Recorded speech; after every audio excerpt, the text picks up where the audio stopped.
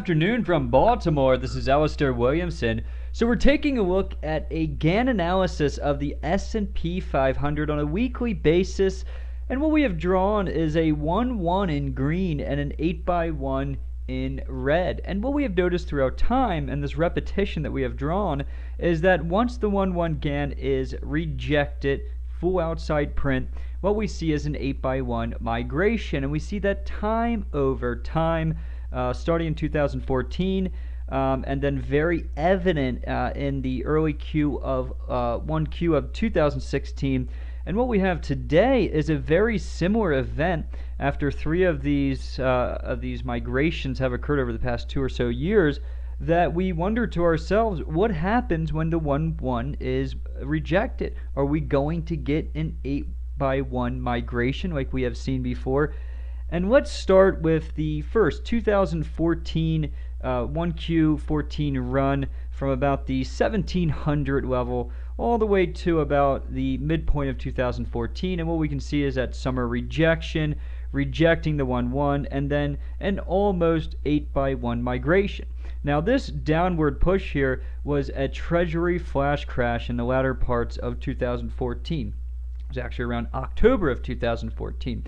So from that low, we drew another 1x1 from the 1800 handle, and what we could see is about the midpoint of 2015 is a 1x1 migration, followed with a massive liquidity gap in August of 2015, and we see that 8x1 migration right here in red, the 8x1 migration.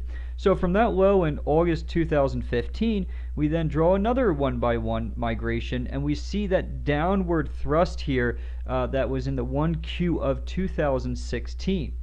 What's very interesting is that we are repeating today the same exact formation, the same exact move, and we drew from the 1Q of 16 a 1x1 GANN and the 8x1. This time around, it seems that it's much bigger than any move we have seen before, and we understand some of those reasonings, and especially in the 1Q of 16, China reflation, trillions of dollars in public spending, suppressing the dollar, running up commodities, central banks plowing in hundreds of billions of dollars per month into global markets, Swiss National Bank buying up U.S. equities, then the Trump euphoria, and now we're kind of at a point of geopolitical events are here. The bond market, the dollar, they're signaling that there's something wrong with the U.S. economy, and what's happening is we're rejecting the 1x1. So do we expect an 8x1 migration as of today?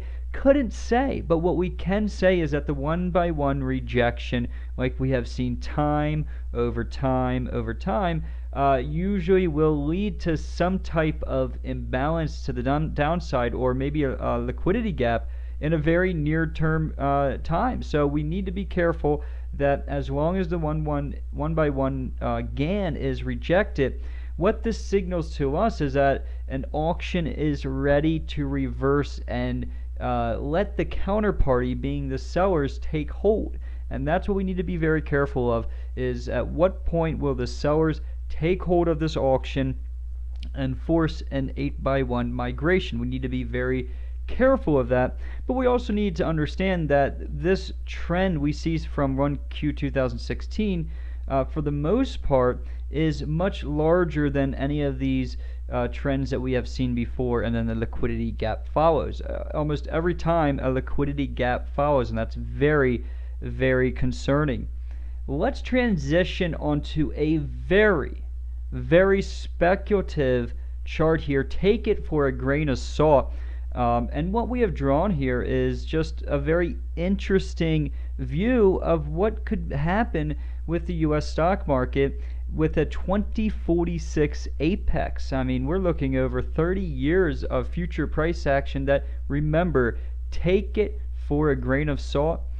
This is most likely not going to be the reality that's going to come down the line, but it's a very interesting understanding that, this could occur. We could be at this Japanification point. Remember in the early 90s, late 80s, Nikkei 40,000? Well, what happened after that? The Nikkei can't even get above 20,000 today. And that's been 20, 25 years ago. So we need to have an understanding that we're very similar, not just with the failed monetary policy, interest rates, demographics, subpar economic growth, high debt to GDP levels.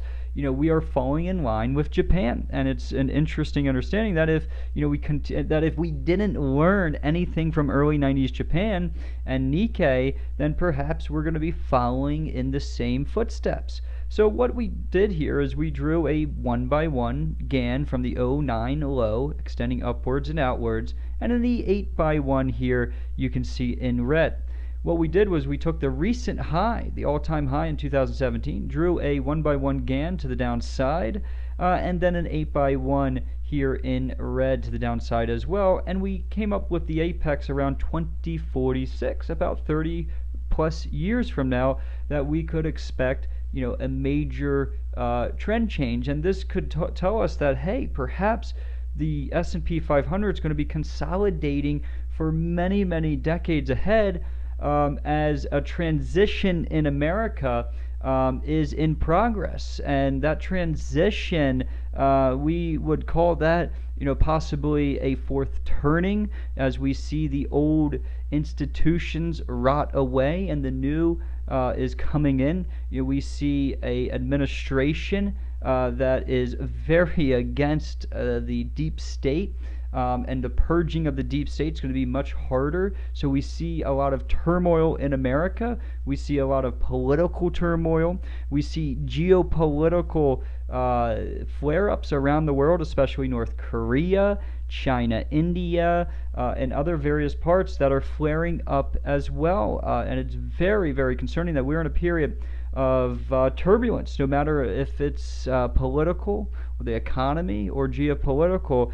We are in not just this instability period, but we're in a crisis of rebuilding America, and doing all these great things will not come for some time.